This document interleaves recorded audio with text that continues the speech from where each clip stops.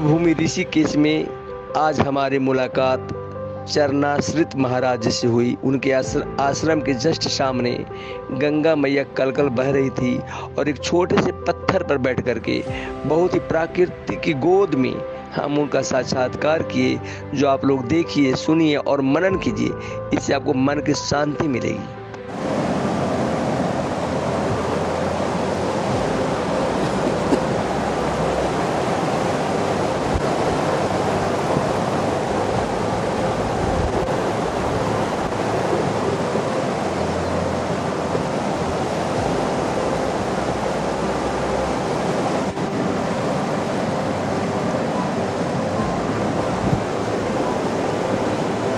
नमस्कार, प्रणाम। न्यूज़ 28 में आप सभी का स्वागत है। अपने पत्रकारिता जीवन को मैं कृतार्थ कहूँगा। लगभग 25 वर्षों से मैं यहाँ पे नाम लेना चाहूँगा हिंदू हृदय सम्राट श्री बाला साहब ठाकरे जी का, जिनके समाचार पत्र सामना से मैं अपना करियर शुरू किया था।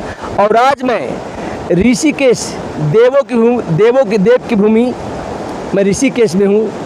और मैं अभी जानकी झूला से होते हुए हमारे सुरेश जी लेकर के आए हमारे स्वामी जी के पास।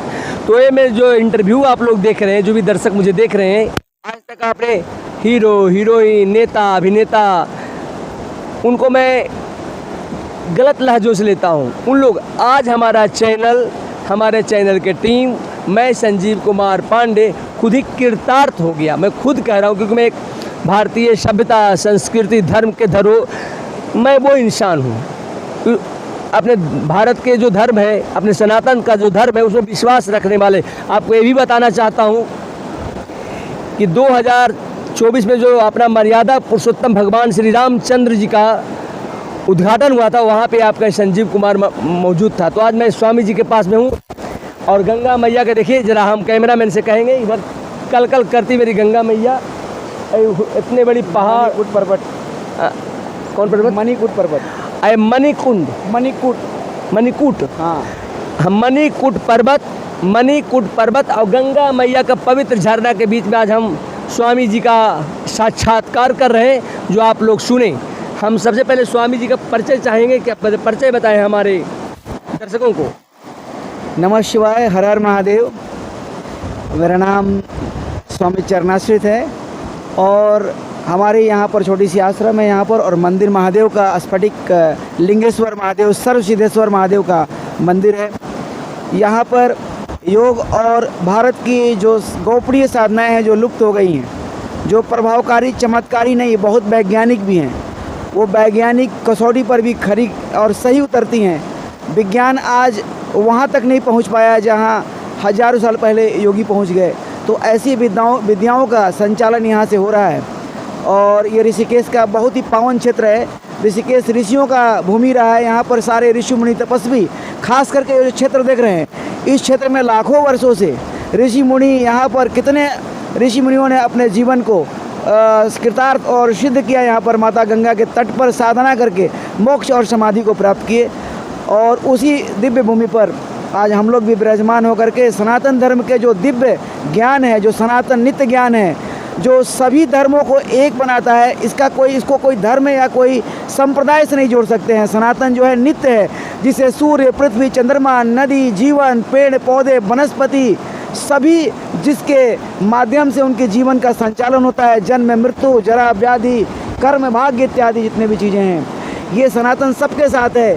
कोई किसी चीज़ को मानता हो तो सनातन धर्म जो है कोई विश्वास नहीं है। ये प्रकृति के द्वारा जो पूरे सृष्टि का संचालन होता है, उसी का धर्म है। धारयते धर्म, जो धारण करने योग्य है, जिसको सब धारण करते हैं, पशु, पक्षी, जीव, चराचर जगत, तो उसका संचालन यहाँ से हो रहा है। स्वामी महाराज जी, हमारे दर्शक आपका परिचय जानना चाहते, कहाँ जन्म लिए, कहाँ से यहाँ तक आए?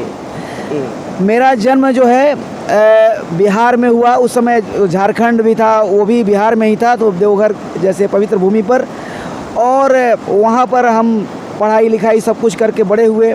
भगवान शंकर के सानिध्य, उनकी साधना और उनकी कृपा से फिर हमारे जीवन जो है अध्यात्म की तरफ लग गई और उसी में रम गए। हमें गुरुदेव प्राप्त हुए, हमारे सिद्ध गुरु महाराज, जिनके कृपा से मुझे दिव्य ज्ञान की प्राप्ति हुई। हमने अपने साधनाएं की और उनकी आदेश के माध्यम से आज मैं सनातन की वो विद्याएं जो एकदम लुप्त हो गई हैं, जो बहुत प्रभावकारी हैं, जो जीवन को तुरंत बदलने में सक्षम हैं, जो प्राण और नाड़ियों को संचालित करती हैं, कुंडली शक्ति को संचालित करती हैं, वैसे स्वर विज्ञान पर हम अपना साधना कर रहे हैं और लोगों को वही बांट रहे हैं। स्वामी जी, अभी जिस मंदिर से मैं आ रहा था ऊपर से, वो स्फटिक शंकर भगवान के मंदिर के जो भगवान का जो लिंग है, उनके बारे में हमारे दर्शकों को बताएं, जो शंकर भगवान का है।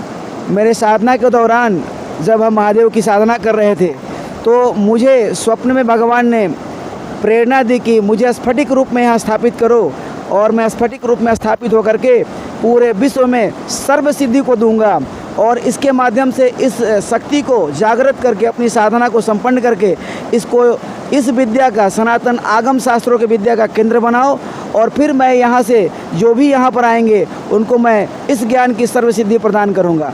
और उन्होंने ये भी कहा कि कैसे लिंग बनने चाहिए, तो जिस प्रकार से आगम शास्त्रों में वर्णन है भगवान शंकर ने ऐसी प्रेरणा दी। फिर मैं इसके तलाश में कि स्फटिक इतना बड़ा कहाँ से आएगा कि इतनी बड़ी शिवलिंग बनानी है।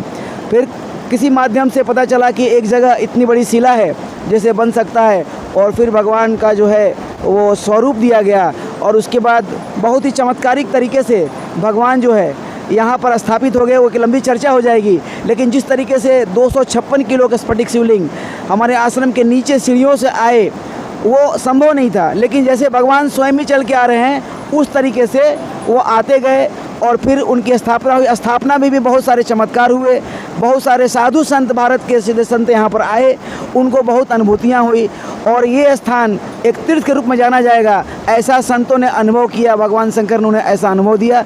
अब भगवान शंकर स्थापित है पूरे अपने परिवार गणों के साथ, 9 ग्रह के साथ, तो इस स्थान ये साधना का केंद्र बनेगा गंगा के तट पर। जो भी आएंगे उन्हें अब इस विद्याओं में, योग की विद्याओं में पूर्ण सिद्धि मिलेगी, उनका जीवन धन्य हो जाएगा, और अपने जीवन में सर्व सिद्धि को प्राप्ति करेंगे। सर्व सिद्धि का मतलब होता है संसार और अध्यात्म। ये 2 शब्द है जो हम लोग बात करते हैं, संसारी के आध्यात्मिक है। ऐसा कुछ होता नहीं है। शिव शक्ति जगत संसारा, सब जगह शिव शक्ति है। तो अध्यात्म और संसार, शरीर, प्राण और आत्मा सब एक रूप में काम करते हैं, और सब अगर पूर्ण ना हो तो आदमी अधूरा हो जाता है। तो इस साधना से मनुष्य को सर्व सिद्धि की प्राप्ति होती है, और ये उसका केंद्र है। महादेव स्थापित हो गए हैं। जो भी यहाँ पर आए